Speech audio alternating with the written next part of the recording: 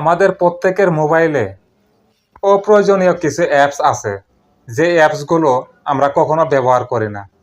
আর এই অ্যাপসগুলো automatically search হচ্ছে, আর এই সার্চ হিস্ট্রি সব গিয়ে প্লে স্টোরে জমা হচ্ছে। আর এই জমা হওয়ার কারণে মোবাইলে র্যাম ফুল হয়ে যাচ্ছে, মেমোরি ফুল হয়ে যাচ্ছে। এই র্যাম মেমোরি খালি করবেন কিভাবে, আর এই সমস্ত অ্যাপের সার্চ হিস্ট্রি কিভাবে ডিলিট করবেন এক ক্লিকে আমি দেখিয়ে দিচ্ছি।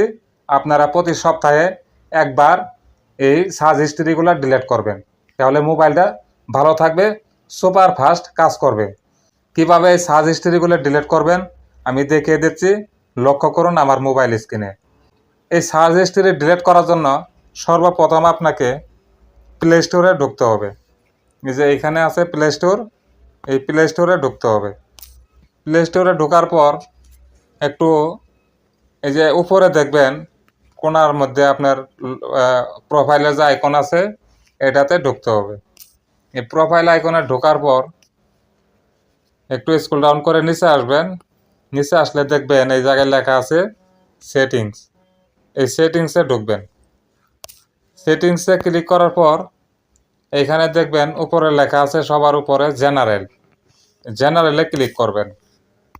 জেনারেলে ক্লিক করার পর এখানে আরেকটা লেখা দেখবেন অ্যাকাউন্ট অ্যান্ড ডিভাইস পারমিশন, এটাতে ক্লিক করবেন।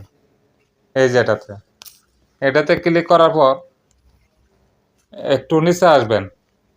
একটু নিচে আসলে দেখবেন এখানে লেখা আছে, এখানে লেখা আছে এই যে ক্লিয়ার ডিভাইস সার্চ হিস্ট্রি।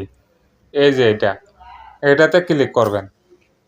এটাতে ক্লিক করার পর এখানে দেখবেন লেখা এসেছে ক্লিয়ার হিস্ট্রি, এটাতে ক্লিক করবেন। এটাতে ক্লিক করলে আপনার এই যে মোবাইলে থাকা যতগুলো অপ্রয়োজনীয় অ্যাপস হিস্ট্রিগুলো জমা হয়েছিল প্লে স্টোরে, সবগুলো ডিলিট হয়ে গেছে। এখন মোবাইলটা আগের চাইতে 100% ভালো কাজ করবে, স্লো কাজ করবে না, স্পিডে কাজ করবে। এই সেটিংসটি আপনারা প্রতি সপ্তাহে একবার করবেন, তাহলে আর মোবাইলে কোনো অপ্রয়োজনীয় হিস্ট্রি জমা হয়ে থাকবে না। ভিডিওটি এই পর্যন্তই। ভিডিওটি দেখে যদি ভালো লাগে তাহলে একটি শেয়ার দিয়ে দিন, আর একটা লাইক করবেন, একটা কমেন্ট করবেন, তাহলে আমি ভিডিও বানাতে আরও উৎসাহিত হব, আপনাদেরকে আরও সুন্দর সুন্দর নতুন নতুন মোবাইল সম্বন্ধে, ফেসবুক সম্বন্ধে তথ্য দিতে পারবো। ধন্যবাদ সকলকে, ভালো থাকবেন।